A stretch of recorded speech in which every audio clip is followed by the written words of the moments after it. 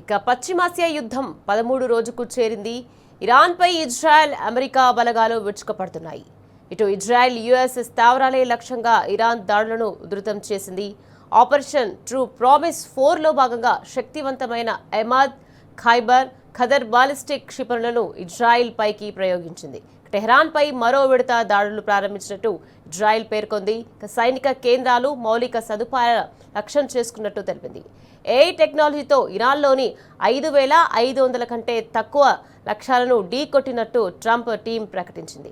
నిర్విరామంగా కొనసాగుతున్న ఈ భీకర యుద్ధంతో భారీ ఆర్థిక ప్రాణ ఆస్తి నష్టం సంభవిస్తోంది. ఇజ్రాయెల్, అమెరికా దాడులతో ఇరాన్ అల్లకల్లోలంగా మారింది. టెహ్రాన్తో పాటు పలు నగరాలు, పట్టణాలపై క్షిపణులు, బాంబులతో దాడులు తీవ్రత పెంచాయి.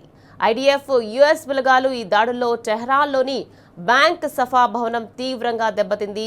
నంతాజ్, ఇన్ఫహాన్ అణు కేంద్రాలు ధ్వంసమయ్యాయి. దీనికి ప్రతీకారంగా గల్ఫ్ దేశాలపై ఇరాన్ ముప్పేటా దాడులు చేస్తుంది. అయితే ఇరాన్ ప్రయోగించిన 14 డ్రోన్లను నేల కూల్చినట్టు కువైట్, ఇక 5 డ్రోన్లను, 6 బాలిస్టిక్ క్షిపణులను అడ్డుకున్నట్టు సౌదీ వెల్లడించాయి. ఖతర్, ఒమన్, బహ్రెయిన్పై కూడా ఇరాన్ పెద్ద సంఖ్యలో డ్రోన్ దాడులు జరిపింది.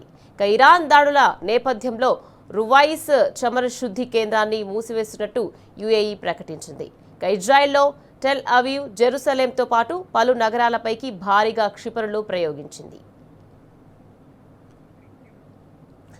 మరోవైపు అమెరికా, ఇజ్రాయెల్, ఇరాన్ యుద్ధంతో గ్లోబల్ చమురు మార్కెట్ తీవ్ర కుదుపునకు లోనవుతున్నది. ఇక ఈ క్రమంలో చమురు ఉత్పత్తి ధరలపై ప్రపంచ దేశాలకు ఇరాన్ తీవ్ర హెచ్చరికలు జారీ చేసింది. ఇక భారీ స్థాయిలో పెరిగే చమురు ధరలకు ప్రపంచ దేశాలు సిద్ధంగా ఉండాలని హెచ్చరించింది. ఇప్పటికే హార్ముజ్ జలసంధిపై వాణిజ్య నౌకలను నిలిపివేసిన ఇరాన్ ఇక తాజాగా పర్షియన్ గల్ఫ్లో వాణిజ్య నౌకలపై దాడులు చేస్తుంది. గల్ఫ్లోని అతిపెద్ద చమురు శుద్ధి కేంద్రాలపై డ్రోన్ల వర్షం కురిపిస్తుంది. ఇక ఈ దాడులతో ప్రపంచ దేశాలకు చమురు రవాణాకు బ్రేకులు వేయనున్నట్టు తెలిపింది.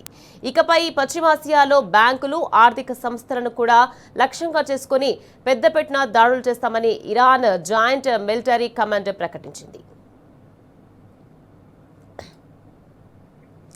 హార్మోజ్ గుండా నౌకల ప్రయాణాన్ని అడ్డుకునేందుకు ఆ జలసంధిలో భారీ స్థాయిలో ఇరాన్ మందుపాత్రలు అమర్స్తోంది. ఇక ఈ క్రమంలోనే ఇరాన్కు చెందిన 16 మైనైనర్ పడవలను పేల్చినట్టు యుఎస్ సెంట్రల్ కమాండ్ వెల్లడించింది. ఇక జలసంధిలో పేలుళ్లకు ఇరాన్ సన్నాహాలకు చెక్ పెట్టాలని పేర్కొంది. ఇక ఈ నేపథ్యంలోనే మందుపాత్రను తొలగించాలంటూ ట్రంప్ ఇరాన్కు అల్టిమేటం ఇచ్చారు. లేదంటే ఆ దేశంపై దాడుల తీవ్రత పెంచుతామని హెచ్చరించారు.